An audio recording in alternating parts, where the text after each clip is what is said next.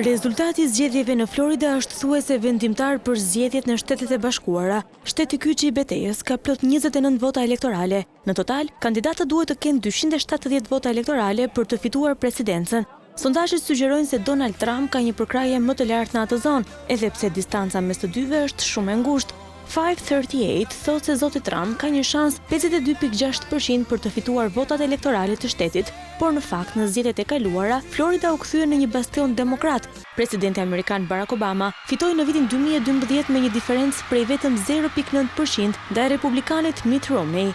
Rreth 37 milion shtetas të Floridës kanë hedhur votën e tyre në zgjedhjet e parakohshme.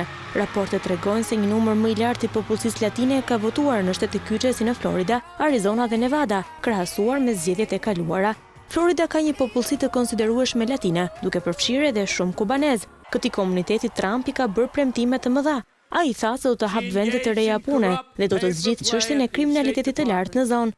Trump madje ka premtuar heqjen e embargos së plotë ndaj Kubës. Edhe në shkallë kombëtare, të dhënat e fundit të publikuara në fundjavë sugjerojnë një rritje të mbështetësve për republikanin Donald Trump, por sërish, demokratja vazhdon të ruajë përparësinë. Sipas sondazhit të Fox News, Hillary Clinton kryeson me 45% kundrejt 43% të mbështetësve për manjatin e pasurive të paluajtshme. Referuar edhe 4 sondazheve të tjera kombëtare, ish sekretarja e shtetit gjendet me 5 pikë përqindje përpara miliarderit newyorkez.